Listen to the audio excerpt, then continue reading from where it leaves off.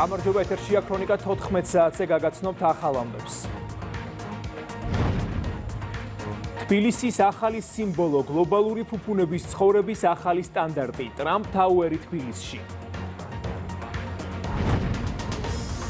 დაკავება პირადი ცხოვრების საიდუმლოს ხელყოფისა და სქესობრივი კავშირის იძულების ფაქტებზე.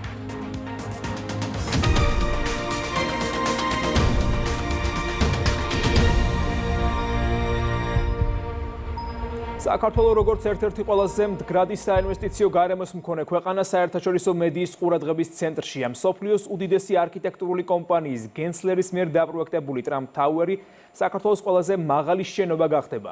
სტაბილური ქართული საინვესტიციო გარემოთი დაინტერესება იზრდება, ასეთია შეფასებები. რატი მეტრეველი დეტალებით, საერთაშორისო მედიის გამოხმაურებებითა და შეფასებებით. ტრამპების ოჯახის ორგანიზაციის ინტერესი ქართული საინვესტიციო ბაზრის მიმართ უკვე ოფიციალურად გაცხადდა, მას შემდეგ რაც ცნობილი გახდა, რომ ტრამპის ორგანიზაცია თბილისში 70 სართულიან ცათამბჯენს ააშენებს. ეს არის ტრამპის ორგანიზაციის პირველი პროექტი რეგიონში და ცხადია, როდესაც ამ პრესტიჟის მქონე ორგანიზაცია მასშტაბურ პროექტს გეგმავს რეგიონში, არაერთი ფაქტორისა და გარემოების გათვალისწინება უწევს, მაგალითად, რამდენად სტაბილურია ბიზნეს გარემო, რამდენად ხელსაყრელია საინვესტიციო პირობები, რამდენად სტაბილურია ზოგადად სიტუაცია ქვეყანაში და არის თუ არა ქვეყანა ტურისტებისთვის საინტერესო. ამ და სხვა ფაქტორების ანალიზის შემდეგ ორგანიზაციამ რეგიონიდან საინვესტიციოდ სწორედ საქართველოს შეარჩია. ამბავს აქტიურად მიმოიხილავს საერთაშორისო მედია, Wall Street Journal წერს, რომ პროექტი ერთი მხრივ ადასტურებს იმ ფაქტს, რომ ტრამპის ადმინისტრაციამ მეორე ვადით არჩევის პირობებში საზღვარგარეთ ბიზნესის მიმართ მიდგომა შეცვალა, მეორე მხრივ კი სტატიაში ხაზგასმულია საქართველოში არსებული ხელსაყრელი პირობები იმისთვის, რომ უცხოელმა ინვესტორებმა ქვეყანაში ოპერირება თავისუფლად შეძლონ. კავკასიაში ტრამპის ბრენდის ახალი ცათამბჯენი აშენდება, რაც კიდევ ერთი მაგალითია იმისა, თუ როგორ შეცვალა ტრამპის ოჯახის კომპანიამ საზღვარგარეთული ბიზნესისადმი მიდგომა ტრამპის მეორე ადმინისტრაციის დროს. საქართველოს გეოპოლიტიკურად მგრძნობიარე რეგიონში მდებარეობს. ის ცდილობს დასავლეთთან ურთიერთობების შენარჩუნებას და ამავე დროს ცდილობს თავი გაართვას რუსეთთან დაძაბულობას. ამავე დროს ქვეყანა ცდილობს უცხოური ინვესტიციების მოზიდვას ბიზნესზე ორიენტირებული პოლიტიკით, დაბალი გადასახადებითა და მზარდი ტურიზმით. ქართული ოცნება ტრამპის ოჯახის ორგანიზაციის მხრიდან ქართული საინვესტიციო გარემოთი დაინტერესებას MR ჯგუფის მიერ საქართველოში შემოსვლის ეფექტს უკავშირებს, როგორც მმართველ გუნდში ამბობენ, Eagle Hills-ის პროექტი იყო ერთგვარი მწვანე შუქი მსხვილი საერთაშორისო ინვესტორებისთვის, რომ საქართველოს საინვესტიციო გარემო მასშტაბური საინვესტიციო პროექტებისთვის ნამდვილად ხელსაყრელ პირობებს მოიცავს. ეს ძალიან სასიხარულო ამბავი არის ჩვენი ქვეყნისთვის, როდესაც MR ჯგუფმა გადაწყვიტა საქართველოში შემოსვლა და გაფორმდა ეს ხელშეკრულება, ჩვენ უამრავი კრიტიკა მოვისმინეთ ჩვენი ქვეყნის არაკეთილმოსურნეებისგან. ჩვენ ყოველთვის ხაზს უსვავდით MR-ის ინვესტიციის ირიბ ეფექტსაც და ჩვენ ყოველთვის ვაცხადებდით, რომ როდესაც ასეთი მსხვილი გლობალური მოთამაშე შემოდის ქართულ ბაზარზე, ეს არის ტრიგერი და ინდიკატორი დანარჩენი მსხვილი ჯგუფებისთვისაც, რომ საქართველოში არის იდეალური საინვესტიციო გარემო. და სწორედ ამაზე მეტყველებს ის, რომ სულ რამდენიმე თვე არის გასული და უკვე ტრამპის ოჯახის მფლობელობაში არსებული უმსხვილესი ბრენდიც შემოდის საქართველოში ძალიან დიდი ინვესტიციით და ესეც რა თქმა უნდა თავის მხრივ შექმნის დამატებით სამუშაო ადგილებს, თავის მხრივ შემოიტანს ძალიან დადებით პოზიტიურ წვრილს ჩვენს ეკონომიკაში და ასევე MR-თან ერთად უკვე ტრამპის ეს გლობალური ბრენდიც კიდევ თავის მხრივ იქნება დამატებითი ინდიკატორი, რომ საქართველოს არის იდეალური გარემო, სადაც შეიძლება განახორციელოს მსხვილი პროექტი, სადაც ჩადო მსხვილი ინვესტიცია და რა თქმა უნდა ეს კიდევ მოიზიდავს დამატებით ბიზნესებს. მასშტაბურ პროექტზე მეტი დეტალი ოდნავ მოგვიანებით გახდება ცნობილი, მანამდე კი ვიცით, რომ 70 სართულიანი ცათამბჯენი საქართველოში ყველაზე მაღალი შენობა იქნება.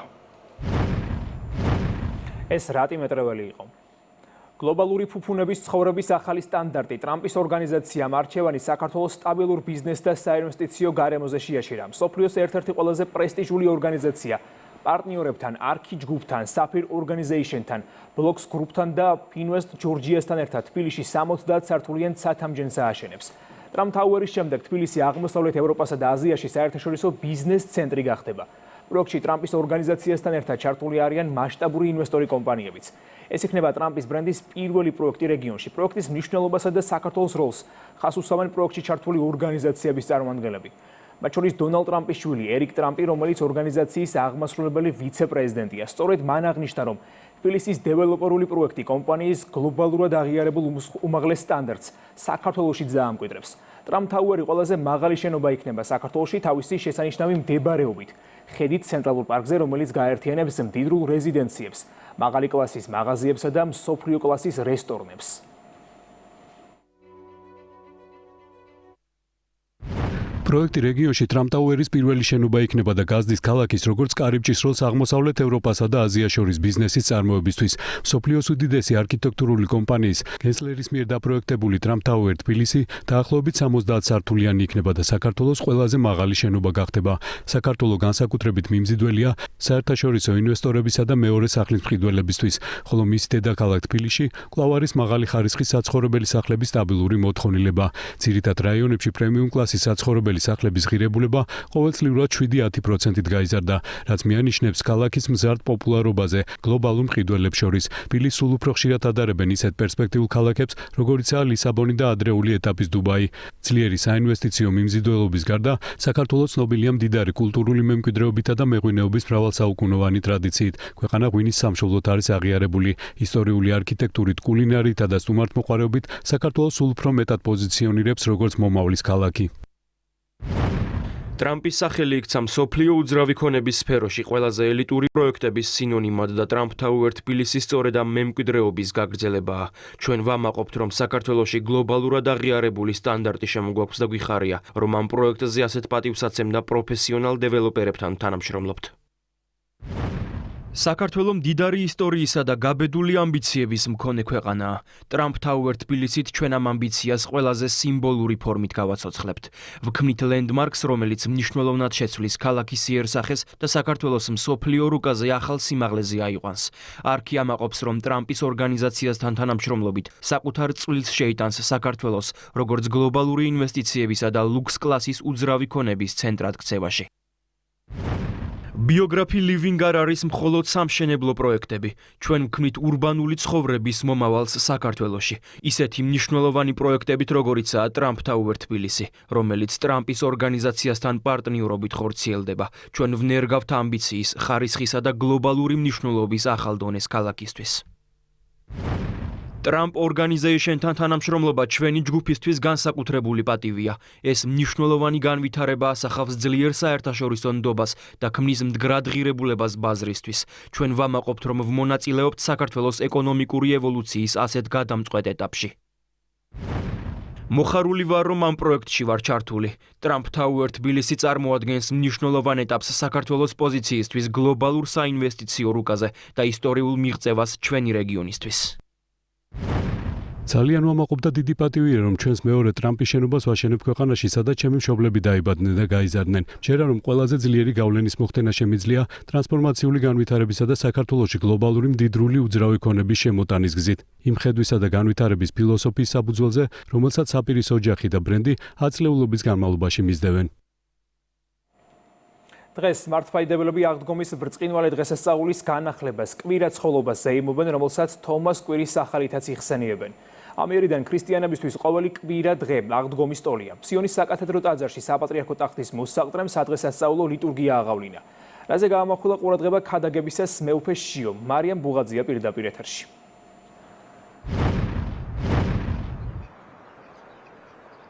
ქვეყანა სჭირდება მშვიდობა და უნდა ვილოცოთ მშვიდობისთვის. ეს იყო ის მთავარი საკითხი, რაზეც მეუფეშიომ ქადაგებისას გაამახვილა ყურადღება. მან სახარებიდან ის მონაკვეთიც გაიხსენა, როდესაც იესო ქრისტე მოციქულებს გამოეცხადა და სწორედ მშვიდობაზე ისაუბრა. მეუფეშიომ ისაუბრა იმ გამოწვევებზეც, რომელიც დღეს მშვიდობას აზიანებს, როგორც საპატრიარქო ტახტის მოსაყდრემ თქვა, ერთ-ერთი მიზეზი არის ის შეურაცხყოფელი და ცილისწამებლური განცხადებები, რომელსაც სოციალურ ქსელებში და მედია საშუალებებში ვისმენთ. მან ისაუბრა, რომ საჭიროა გამოსწორდეს ეს მანკიერი პრაქტიკა, ადამიანები უნდა იყვნენ უფრო ლმობიერები და უნდა ჰქონდეთ ურთიერთგაგება. ღვთისმსახურების დასრულების შემდეგ სიონის საპატრიარქო ტაძარში მეუფეშიომ პატრიარქის სულის მოსახსენებელი პანაშვიდიც გადაიხადა. მკვეთრი აღდგომიდან პირველ დღესვე და შემდეგ მერვე დღესაც უფალი იესო ქრისტე გამოეცხადა თავის მოციქულებს და უთხრა მშვიდობა თქვენდა. უფალი სხვა ადგილასაც ამბობს ამ მშვიდობის შესახებ, რომ მშვიდობას გიტოვებთ თქვენ, მაგრამ არა ისე როგორც ეს ქვეყანა იძლევა, არამედ ჩემს მშვიდობას გიტოვებთ თქვენ. ჩვენ ვფიქრობთ დღეს ასევე იმაზე, როგორ მივახციოთ აი ამ მშვიდობას. ამისთვის არის რამდენიმე მთავარი პირობა.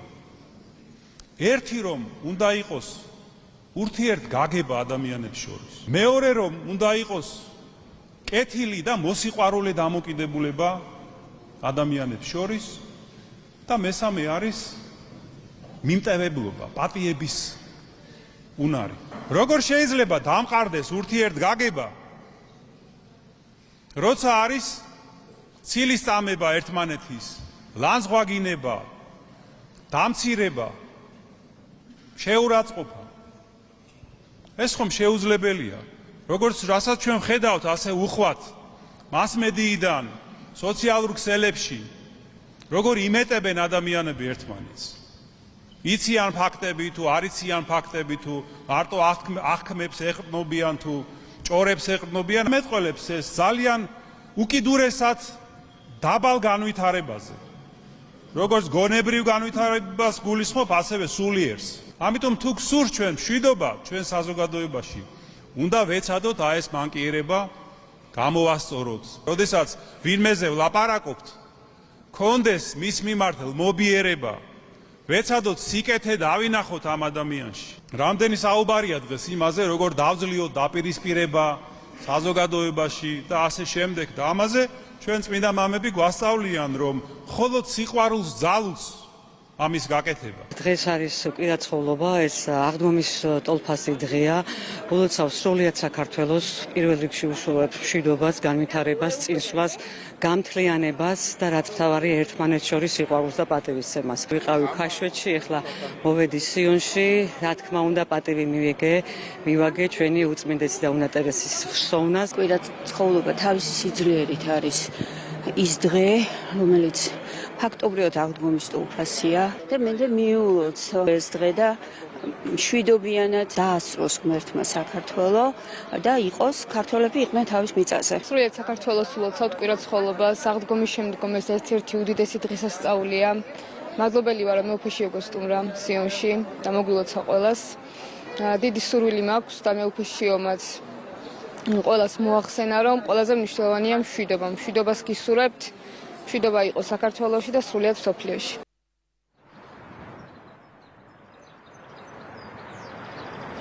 კვირაცხოვლობა აღდგომის დღესასწაულის განახლება, ის სიმბოლურად გამოხატავს ადამიანში რწმენის გაძლიერებას.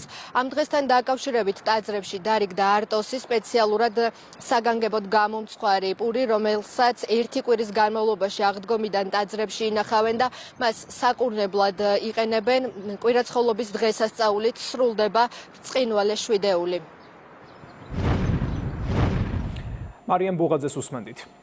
პროკურატურამ დააკავა მოქალაქე, რომელმაც უკანონოდ მოიპოვა სხვისი პირადი ცხოვრების საიდუმლო შემცველი ვიდეო ჩანაწერები და მისი გამოყენების მუქარით დაზარალებულს აიძულებდა მასთან სქესობრივი კავშირის დამყარებასა და სექსუალური ხასიათის ქმედების განხორციელებას. დაკავებულს 7 წლამდე პატიმრობა ემუქრება.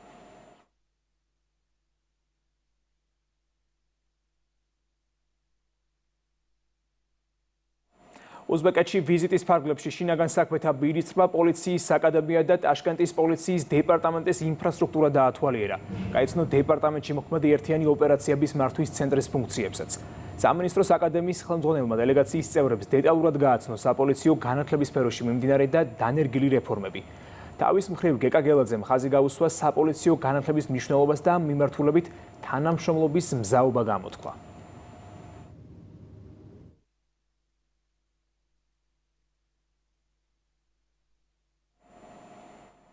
მსოფლიოს უდიდესი ავიამზიდი ამერიკული ჯერალდ ფორდი ახლო აღმოსავლეთის წყლებში დაბრუნდა. ამის შესახებ Associated Press ინფორმირებულ წყაროებმა აცნობეს. მათი ინფორმაციით ავიამზიდმა ორ საესკადრო ნაღმოსანთან ერთად სუეცის არხი გაიარა და ახალ წითელ ზღვაში დაცურავს.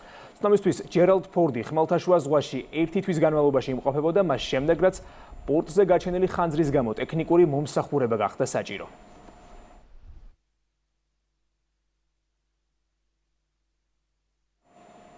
დაჯგუფება ჰეზბოლა აცხადებს, რომ ისრაელსა და ლიბანს შორის შეთანხმებულ ცეცხლის ათდღიან შეწყვეტას პრაქტიკული მნიშვნელობა არ აქვს. შეურაცხყოფელია, რომ შეერთებულმა შტატებმა ლიბანის მთავრობის სახელით ისაუბრა და გარიგება გამოაცხადა, რადგან ყველა მეცის, რომ ის ლიბანის ხელისუფლებას არ შეხვედრია და გადაწყვეტილება თვითნებურად მიიღო. ჩვენ დავრჩებით ბრძოლის ველზე სასახლეზე თითით, რათა ვუპასუხოთ ცეცხლის შეწყვეტის ნებისმიერ დარღვევას, დათქვამია განცხადებაში.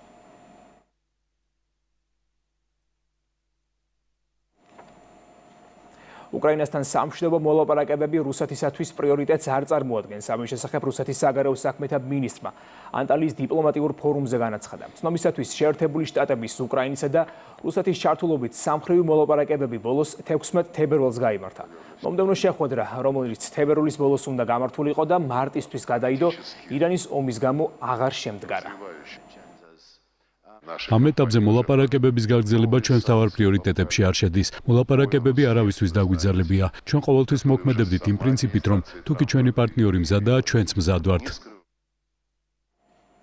ბრაზილია, მექსიკა და ესპანეთი კუბაში ჰუმანიტარულ დახმარებას გაგზავნიან. სააგენტო როიტერსის ინფორმაციით, სამი ქვეყნის მთავრობები შეთანხმდნენ, რომ კოორდინირებულ დახმარებას გასწევენ, რათა შეამსუბუქონ შედეგები, რაც კარიბის ზღვის კუნძულს ამერიკულმა ბლოკადამ შეუქმნა. ერთობლივ განცხადებაში სამივე ქვეყანა გულწრფელი დიალოგის მოწოდებით გამოვიდა და აღნიშნა, რომ კუბელ ხალხს უნდა შეეძლოს საკუთარი მომავლის დამოუკიდებლად განსაზღვრა.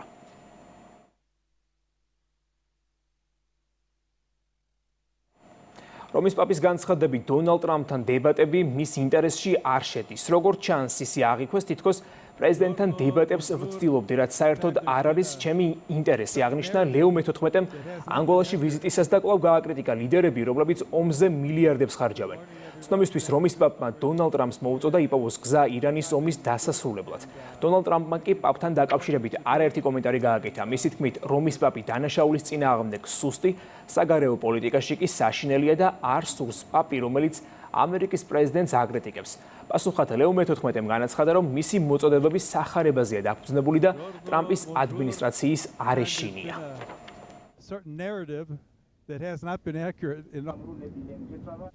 როგორც ჩანს, ისი აღიქვეს, თითქოს პრეზიდენტთან დებატებს ვცდილობდი, რაც საერთოდ არ შედის ჩემს ინტერესებში. ჩვენ ვაგრძელებთ ჩვენს გზას, ვაგრძელებთ სახარების ქადაგებას.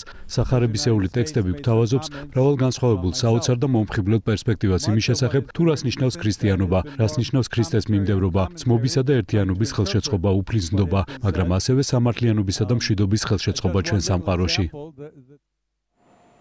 ბულგარეთში ვადამდელი საპარლამენტო არჩევნები მიმდინარეობს, რომელიც ბოლო 5 წელიწადში უკვე მერვედ იმართება. წინასწარი გამოკითხვებით არჩევნებში 35%-იანი მხარდაჭერით პროგრესული ბულგარეთი ლიდერობს, რომელსაც ყოფილი პრეზიდენტი რუმენ რადევი ხელმძღვანელობს. რადევი ევროსკეპტიკოსად მოიაზრება და უკრაინის სამხედრო მხარდაჭერას ეწინააღმდეგება. საპარლამენტო მანდატების მოსაპოვებლად კიდევ 9 პარტია იბრძვის.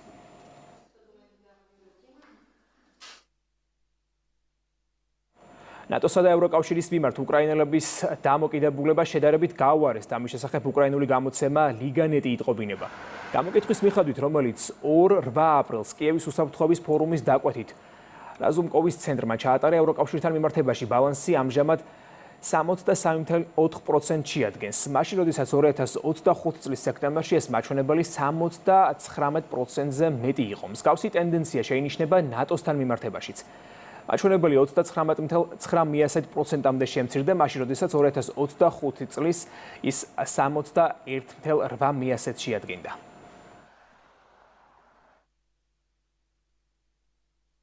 ბათუმში სტარტი აიღო ძალოსნობის ევროპის ჩემპიონატმა, რომელიც 1 კვირის განმავლობაში გაგრძელდება. კონტინენტის პირველობას ჩვენი ქვეყანა უკანასკნელი 7 წლის განმავლობაში მეორედ მასპინძლობს და საორგანიზაციო კუთხით ყველაფერი უმაღლეს დონეზეა.